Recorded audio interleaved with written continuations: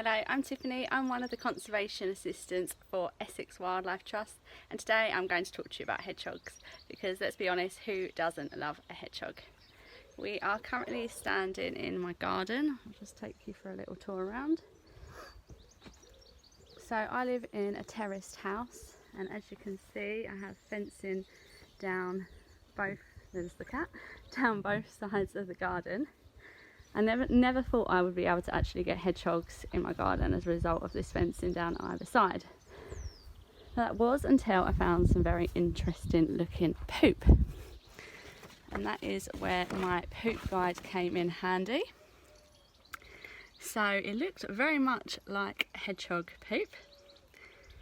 So I decided to set up my wildlife camera to investigate. So why are hedgehogs important? Hedgehog numbers are declining in Britain due to a number of reasons, but there are lots of things that we can do in our garden to help hedgehogs along the way. One of the most important things that we can do is to provide holes and access points in our fences and barriers so that we can link our gardens up for hedgehogs. Hedgehogs will go from garden to garden each night in search of food, mates, as well as nesting and hibernation spots. And they can roam on average around 2 kilometres every night. To help hedgehogs in my garden, I have dug a burrow under one of the fence panels. Now these burrows only need to be about 13 centimetres by 13 centimetres wide, and that will be enough for the hedgehog to crawl under. There is also a nice little gap here underneath the patio that the hedgehog likes to crawl through, so that space there is large enough as well for the hedgehog to crawl under.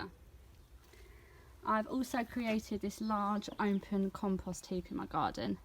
This contains lots of food waste, grass cuttings and plant and shrub cuttings as well.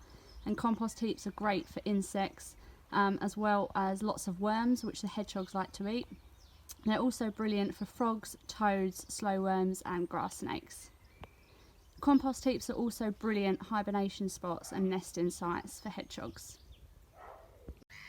Okay, so now we're going to set up the wildlife camera this evening to see what we can find on the camera. And I'm also going to put out hedgehog food, so I use Spike's hedgehog food, but you can also use meat-based wet cat or dog food. And I'm also going to put out some water, so I use water instead of milk because hedgehogs are lactose intolerant. So I'm going to put that out and put it in a nice sheltered spot in your garden around about sunset, and then see what happens. Okay, so I've plugged in the trail camera. Let's see what footage we have from last night. So I can see the camera was activated quite a few times last night. The first time it was activated was at 20 to 9 and the last time it was activated was at 20 past 9. So we put the food out just before 8 o'clock, so it wasn't long after that the hedgehog actually appeared. And there the hedgehog is.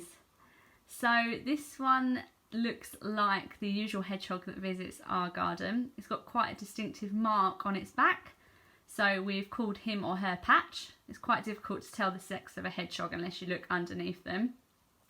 But as you can see, this hedgehog is gobbling up that food we've put out for it, and also it likes to drink the water as well.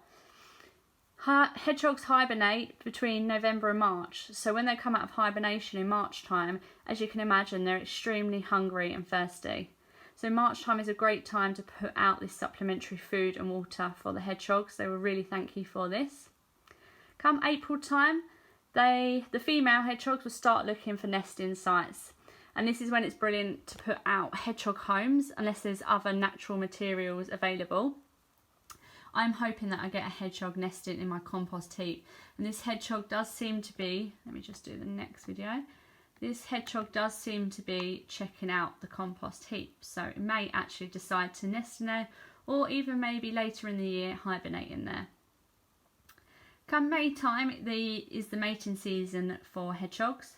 Female hedgehogs give birth after around 4 weeks, and the litter of hoglets that they give birth to is usually between 4 and 6 hoglets. They give birth in June and July time, and then the mothers will teach the hoglets how to forage. Then come October, they will start building nests ready for hibernation again in November.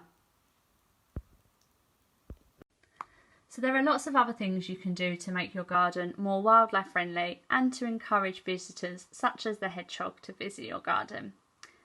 So you can create log piles in your garden. Log piles are important shelter for small mammals and also for insects, and these insects in turn then provide food for the hedgehogs.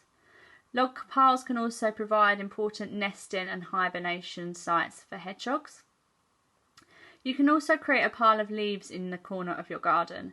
These have lots of benefit for wildlife and are an important food source as well as nesting spot. Also, leaving areas of your garden overgrown. Overgrown areas of gardens provide important ecosystems for insects to live in. Ponds as well, one of the best features that you can actually add to your garden. They are an oasis for wildlife. Hedgehogs are great swimmers, but just ensure that there is a gentle sloping edge on your pond or a means for the hedgehog to get out of the pond. I hope you've enjoyed learning all about hedgehogs today and enjoyed seeing the footage of the hedgehog that visits my garden. Please do send in photos and sightings of hedgehogs that visit your garden. We'd love to hear all about them. But for now, thank you everyone for watching. Stay safe and stay wild.